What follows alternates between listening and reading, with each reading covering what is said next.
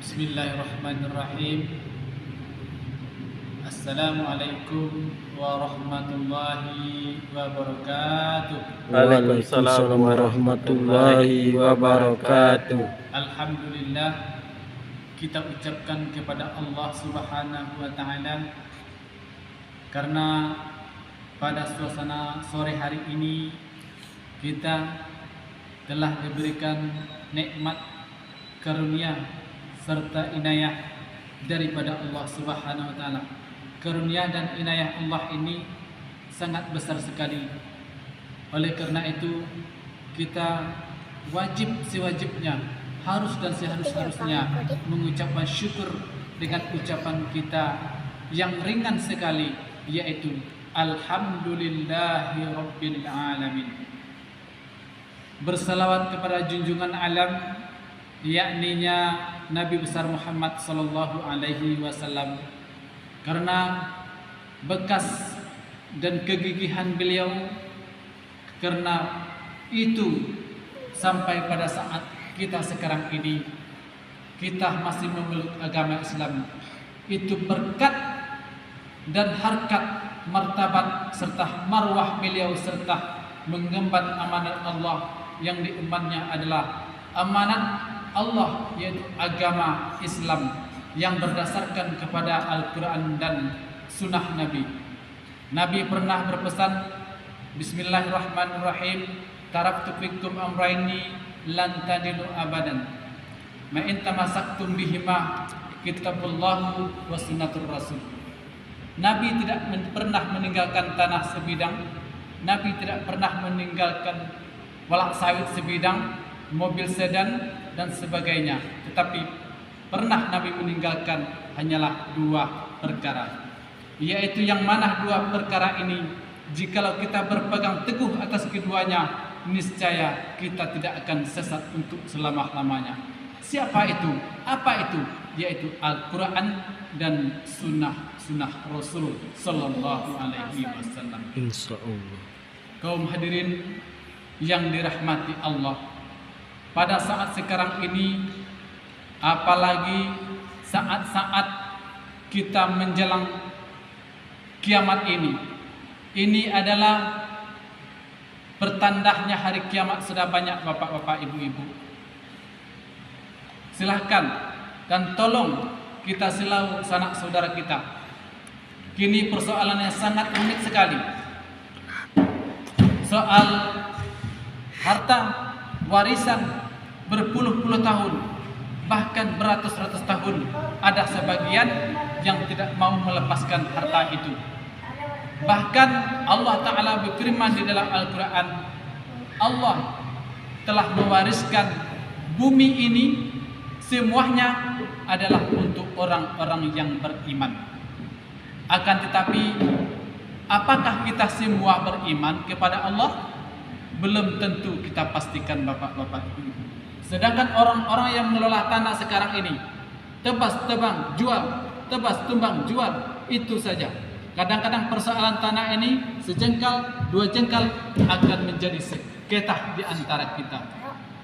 Perpisahan antara sanak kerabat, kaum pemilih, ada sebagian daripada harta sengketa.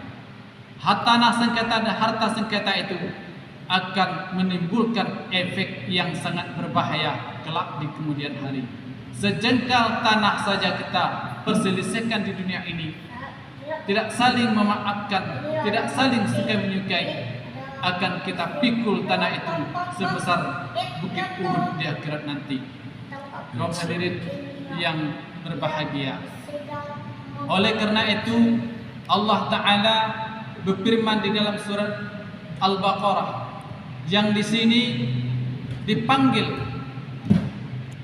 kepada orang-orang yang beriman, hendaklah janganlah kita membeli, ya, jangan kita membeli kesesatan dengan petunjuk, jangan kita menjual yang lama karena mengharapkan yang sedikit. Apa itu isinya? Kita kadang-kadang bibir tidak bertulang, mulut tidak berbingkai. Kadang-kadang kita bisa berdusta mengharapkan hak orang lain.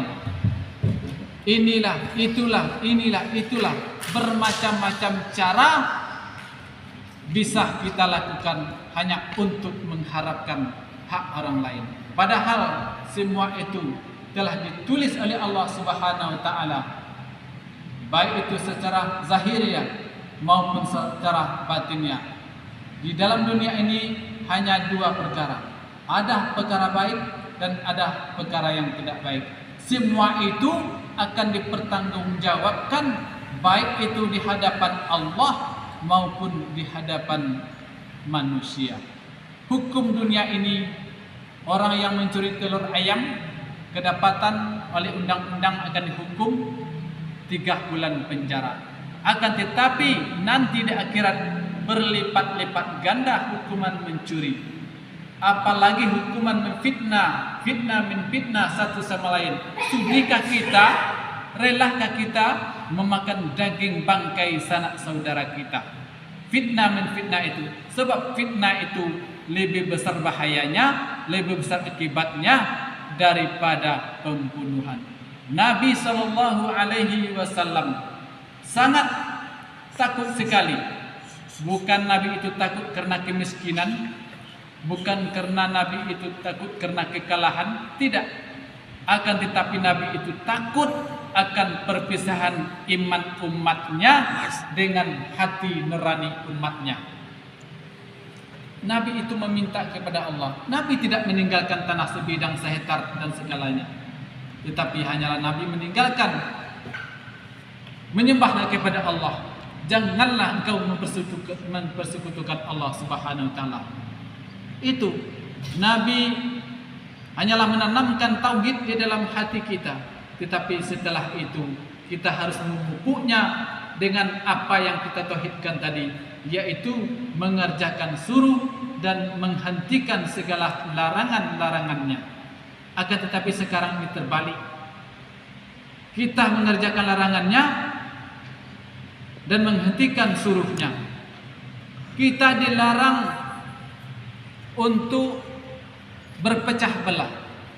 Kita disuruh untuk bersatu padu agar kemajuan agama, kemajuan di desa, baik itu di kota, adalah kuncinya adalah bersatu padu.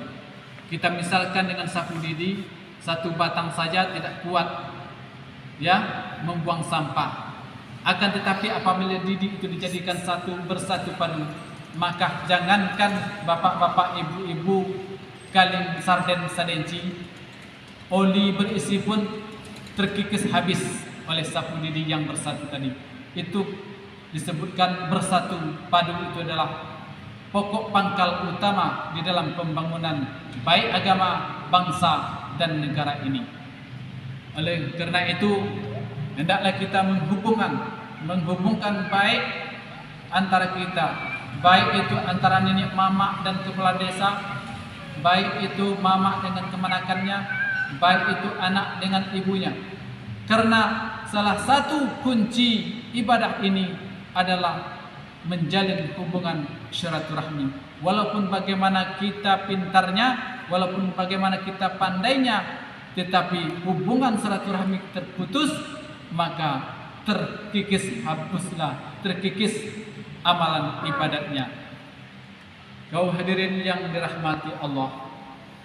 Oleh karena itu, marilah kita mengambil hikmah daripada ceramah ini. Yang pertama, jalin hubungan silaturahmi antara kita. Yang kedua, jangan remehkan Al-Quran. Yang ketiga, belajarlah dari apa yang kita tinggalkan. Oleh karena itu, di mana kekurangan saya sebagai penceramah pada sore hari ini, karena saya sebagai manusia biasa banyak kekurangan dan kehilapan saya mohon dimaafkan, baik itu secara yang nampak ini maupun secara yang tidak nampak. Saya akhir kalam, wabillahi taufiq wal hidayah. Assalamualaikum warahmatullahi wabarakatuh. Waalaikumsalam warahmatullahi wabarakatuh.